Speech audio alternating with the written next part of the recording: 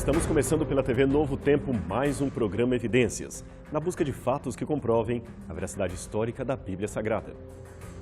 O falecido escritor Milor Fernandes costumava contar um episódio que ilustra muito bem o problema de não se entender corretamente as chamadas expressões idiomáticas. Ele falava de uma mãe que, ao sair para o trabalho e deixar um filho de 4 anos com o marido, disse para ele: "Meu bem, vê se não tira os olhos do Pedrinho." Ah, para que ela disse isso? Foi um berreiro só. O pobre menino entendeu que a ordem "vê se não tira os olhos do Pedrinho" significava que seu pai queria arrancar-lhe os olhos e a mãe estava pedindo para ele não fazer aquilo. Expressões, expressões, expressões. Como a nossa língua está repleta delas. E como é fácil, fora de contexto, confundir o seu significado. De acordo com os especialistas, uma expressão idiomática ou expressão popular é um conjunto de palavras que se caracteriza por não ser possível identificar o seu significado mediante o sentido literal dos termos analisados individualmente. É o caso da expressão "vê se não tira os olhos do Pedrinho", usada na ilustração de Milor Fernandes. Aliás, existe até mesmo uma polêmica entre os gramáticos e linguistas acerca da legitimidade ou não das expressões idiomáticas em relação à gramática oficial. Afinal, elas fazem parte da língua ou são um elemento estranho e pernicioso a ela? Seja como for, o fato é que não conseguimos nos livrar dos idiomatismos, seja em português ou em qualquer outra língua falada no mundo. As gírias, as expressões populares sempre aparecerão mudando o significado das palavras. O problema é querer interpretar a expressão literalmente ou, para usar um idiomatismo, interpretá-la ao pé da letra. Aliás, veja que curioso esse ensaio fotográfico feito por Everton Ballardin e Marcelo Zocchio a partir das expressões idiomáticas da língua portuguesa. Ele foi publicado em 1999 no Pequeno Dicionário Ilustrado de Expressões Idiomáticas, ou seja, se fossem literais, as expressões seriam mais ou menos assim: entrar pelo cano, chorando leite derramado, andar na linha, pisando em ovos, dando uma de João sem braço, tomando um chá de cadeira, quebrar um galho. Muito interessante esse dicionário, não é mesmo? Mas você deve estar se perguntando: tudo bem, mas o que tem isto a ver com a Bíblia Sagrada? É simples, é que uma vez que a Bíblia é a palavra de Deus em linguagem humana, é notório que o livro mais precioso de judeus e cristãos também contenha expressões nem sempre captadas pelas traduções modernas, ou muitas vezes mal compreendidas por causa da distância cultural entre nós e os autores que a produziram. A maior parte da Bíblia Sagrada foi escrita em hebraico e aramaico antigos. Por centenas de anos, esses idiomas têm sido traduzidos para milhares de línguas e dialetos do mundo inteiro. Deste modo, antigos manuscritos produzidos para uma cultura hebraica foram alterados na tradução para se adequarem a outras sociedades como a nossa. Nesse processo, seria quase inevitável a perda de alguns elementos originais. Aliás, o próprio gênio do hebraico antigo, que não pode ser confundido com o hebraico moderno, se perdeu em algumas partes. Mas a boa notícia é que o trabalho conjunto da arqueologia, papirologia, linguística comparada e outras áreas do saber tem conseguido recuperar muito desse sentido original da Bíblia e enriquecido a nossa compreensão acerca das Sagradas Escrituras. No programa Evidências de hoje, vamos analisar algumas dessas expressões idiomáticas e tentar descobrir a riqueza de significado que possa haver por detrás delas. Que tal começar por um estranho verso da Bíblia que fala dos chifres de Davi? Isto mesmo, chifres de Davi. É o Salmo 132, verso 17.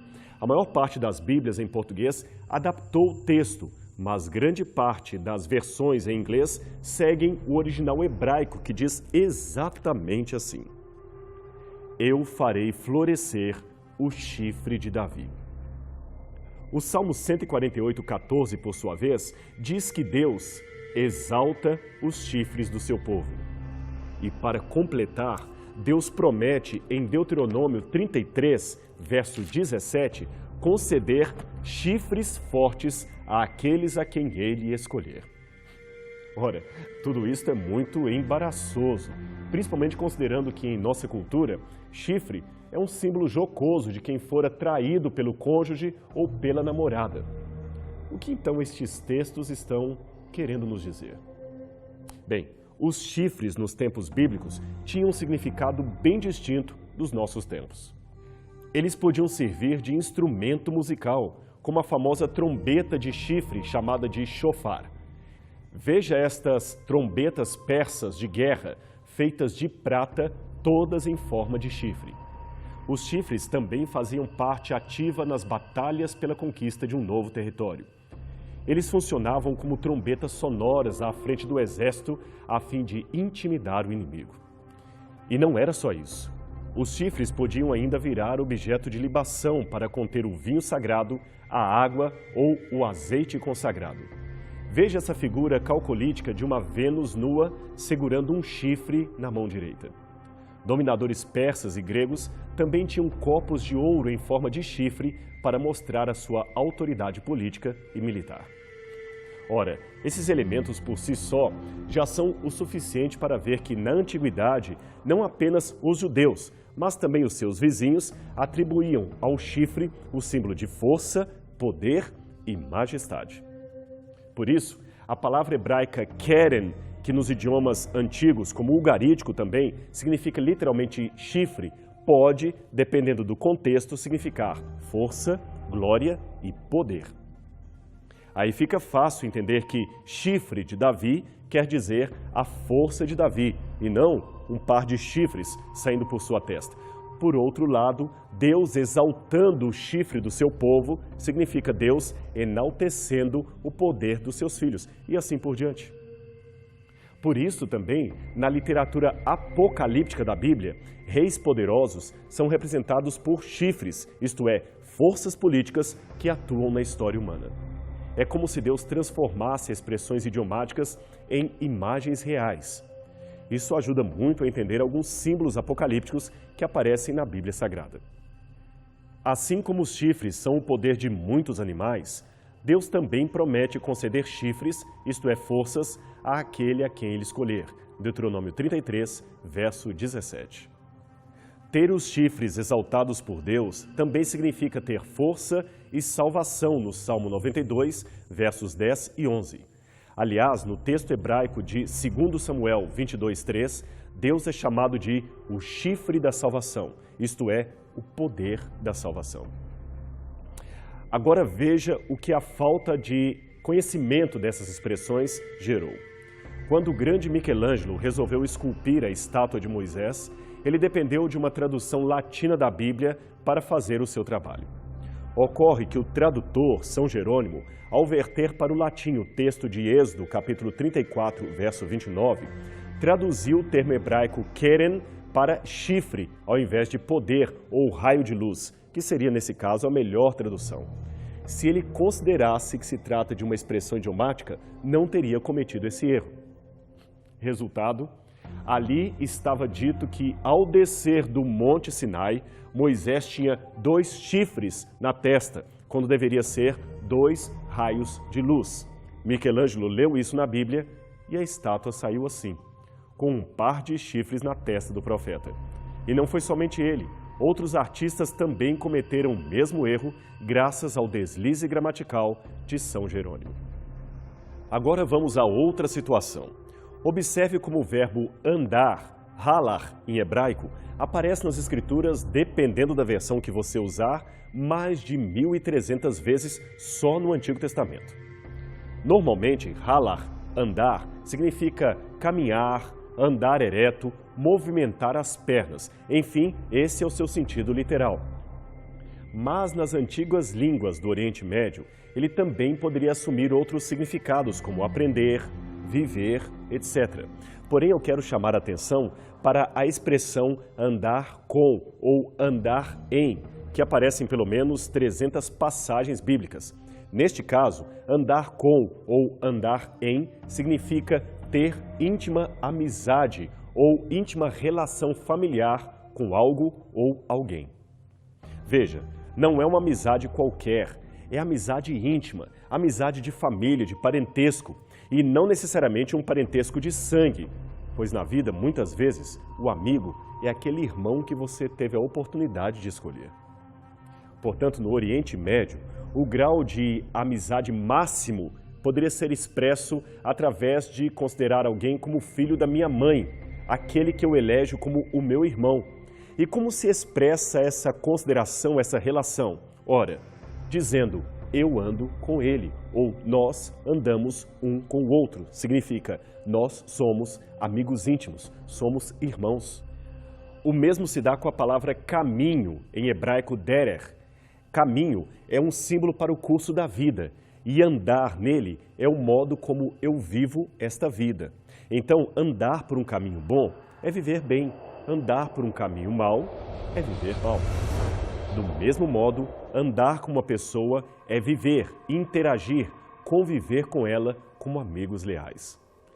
E nesse sentido, você também pode metaforicamente ser leal a um sentimento, a uma ideia, a uma atitude. Por exemplo, ser bom seria andar na bondade, ser justo, andar na justiça e assim por diante. Baseado nisto, veja estes textos da Bíblia e tente perceber a essência deles. Não ande pelo caminho dos maus. Provérbios 4, verso 14. O rei do céu pode humilhar os que andam na soberba. Daniel 4, 37. Andarão dois juntos se não houver entre eles acordo. Amós 3, verso 3. O Senhor pede de ti que pratiques a justiça e ames a misericórdia e andes humildemente com o teu Deus. Miqueias 6, verso 8. E por falar em andar com Deus, eu me lembro agora de dois personagens do Gênesis, Noé e Enoque, cuja fidelidade foi descrita nas palavras e andou Noé com Deus, e andou Enoque com Deus. Você agora percebe o sentido dessas palavras. Eles foram leais, fiéis ao Senhor. Foram amigos íntimos do Altíssimo, andaram com ele. Curioso que a Septuaginta, a mais antiga versão hebraica que temos para a língua grega, traduz assim esse texto. Ao invés de dizer, e Enoque andou com Deus, ela diz, e Enoque agradou a Deus. Agora, ainda nessa temática do andar com, representando ser amigo de, ser fiel a uma coisa ou pessoa, note que a vinda de Deus ao Éden, mencionada depois da queda do homem, é descrita nessas palavras. Quando ouviram a voz do Senhor, que andava pelo jardim na viração do dia, Gênesis 3, verso 8. Veja, Deus andava pelo jardim, mas não mais em companhia de Adão. Deus agora andava sozinho. O que o texto quis dizer é que a amizade fora rompida, o pacto fora quebrado, isto é, Adão agora tinha medo de Deus, não andava mais com Deus. E quanto à serpente? Veja que a sua maldição foi de que ela passaria a rastejar sobre o próprio ventre. Isto é literal, é claro, mas significa que ela não andaria mais, não poderia mais andar com ninguém, não teria amizade com ninguém. Seria a eterna inimiga de todos. A serpente, é claro, simboliza o mal nesse contexto. Outra expressão idiomática curiosa da Bíblia é aquela que diz, não seja o teu olho mau, Deuteronômio 15, verso 9. Ora, o que é ser uma pessoa de olho mau? É alguém que se recusa a ajudar o irmão necessitado. Aliás, o restante do verso deixa isto muito claro.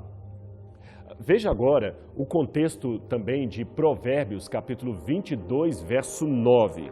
Se você olhar esse texto em hebraico, ele está desse jeito. Aquele que tem o olho bom será abençoado, pois dá o seu pão ao necessitado. Em Mateus, capítulo 20, no Novo Testamento, Jesus conta uma história de um patrão que resolveu ser generoso com os seus trabalhadores. E alguns empregados não gostaram daquilo, ou seja, dele ter dado dinheiro igual para todos, até para os que trabalharam menos tempo. Veja como Jesus repete aqui em Mateus a indignação daquele senhor. Ora, não tenho eu direito de fazer o que quiser com o que é meu? Ou vocês ficaram com olhos maus apenas porque sou generoso? Mateus 20, verso 16. Olhos maus. Noutra ocasião, Jesus ensinou assim: são os olhos a lâmpada do corpo. Se os teus olhos forem bons, todo o teu corpo será luminoso. Se, porém, os teus olhos forem maus, todo o teu corpo estará em trevas. Ora, parafraseando a expressão idiomática que Jesus usou, entendemos que ele quis dizer o seguinte: a luz do corpo é o olho. Assim, se você for uma pessoa generosa, caridosa, seu corpo será cheio de luz. Mas se for uma pessoa egoísta e avarenta, que não reparte com o necessitado o que tem, todo o seu corpo estará em trevas. O sentido muda bastante com esse novo contexto, não é mesmo? Quando Jesus estava a caminho do Calvário, encontrou em meio à multidão que o seguia um grupo de mulheres que chorava copiosamente. Então ele lhes disse: filhas de Jerusalém, não choreis por mim, chorai antes por vós mesmas e por vossos filhos. Lucas 23, 28. Embora Jesus estivesse se dirigindo a mulheres reais, as suas palavras tinham um significado além, e ele está na expressão filhas que ele utiliza. É que as cidades dos tempos bíblicos eram geralmente em topos de montes e muradas. Os muros, é claro, protegiam os cidadãos em meio a um ataque do inimigo, e as portas da cidade se fechavam durante a noite. Veja como seria a cidade de Tibérias dos tempos de Cristo. Mas isto não significa que somente dentro dos muros havia atividade urbana ou casas de cidadãos. Aldeias e assentamentos sem muros se fundavam em torno da cidade principal. Poderia ser uma vila de pescadores ou um aglomerado de casas dividindo um mesmo terreno. Numa situação desta, em que você tinha uma cidade cercada de muros e pequenas aldeias em redor não cercadas de muros, essas aldeias que dependiam da cidade maior eram chamadas de filhas daquela cidade principal, ou seja, a cidade-mãe. Aliás, é interessante que a palavra hebraica para municipalidade, Kiryat, é a palavra feminina como em português vila, que também é feminina. Assim, as vilas ou aldeias que ficavam em volta das muralhas de Jerusalém e do lado de fora delas eram chamadas de filhas de Jerusalém. Curioso que o Evangelho de João, ao descrever a entrada triunfal de Jesus em Jerusalém, faz uma menção de Isaías 40, verso 9, que diz: dize às cidades de Judá, eis aí o vosso Deus. Mas é interessante notar que, ao citar este verso, João, ao invés de dizer cidades de Judá, diz filhas de Sião, que é a mesma coisa, cidades menores ou vilas e povoados, geralmente sem muros, que são dependentes da cidade maior, que serve de centro de todo o território. São filhas daquela cidade. Betânia, Belém, Betfagé e outras vilas eram conhecidas então como filhas de Sião ou filhas de Jerusalém, pois eram localizadas em seu entorno. Jesus, portanto, ao dirigir-se àquelas mulheres, mandou também um recado para as cidades em redor, as quais ele comumente chamou de filhas de Jerusalém. E o recado não era nada agradável de se ouvir. Agora, mudando de assunto, veja também esta curiosidade. Em nossa cultura, o coração geralmente é a sede das emoções, e nós o desenhamos de uma forma bem distorcida em relação ao órgão original. Pois a Bíblia também fala do coração, mas não só dele, ela também menciona os rins. O Salmo 7, verso 9 e Provérbios 23, 16, que em algumas Bíblias estão traduzidos como coração e mente, na verdade estão assim no original hebraico. Sondas, ó justo Deus, os corações e os rins. Sim, os meus rins se alegram quando os meus lábios falam da justiça. A palavra rim, que se escreve sempre no plural em hebraico, kelayot, aparece mais de 30 vezes na Bíblia, muitas delas como sendo a sede não apenas das emoções humanas, como também do vigor, da prudência e até da sabedoria. No original grego de Apocalipse, capítulo 2, verso 23, que certamente se baseia no Salmo 7, Jesus é mencionado como sendo aquele que sonda os corações e os rins, não a mente e os corações, como trazem algumas versões modernas. Não que traduzir rim por mente estaria completamente errado. Neste caso, o tradutor optou por traduzir mais o sentido do que a palavra literal que aparece no texto bíblico. Veja mais esse caso. O Salmo 16, verso 7, traz um intrigante comentário do salmista que diz: "Até durante a noite os meus rins me ensinam." Aqui alguns autores preferiram traduzir por coração ao invés de mente, mas no hebraico está os rins me ensinam. E que tal mais esta curiosa expressão de Isaías, capítulo 11, verso 5? "A justiça será o cinto dos seus lombos, e a fidelidade o cinto dos seus rins." Esta promessa refere-se ao Messias e como ele seria. Simbolicamente, o Messias teria a justiça e a fidelidade como um cinto em torno dos rins, isto é, em volta da sua cintura. Talvez essa imagem nos ajudará a entender o quadro linguístico usado por Isaías. Veja aqui o desenho de uma mulher e 3 homens. Ela tem uma roupa típica dos tempos bíblicos. O que está à esquerda do vídeo não tem nenhuma faixa ou um cinto preso à cintura, mas os outros 2 do meio sim. E você sabe qual a diferença? O homem sem o cinto ou sem aquela faixa está em casa tranquilo, enquanto os outros estão prontos para trabalhar ou viajar.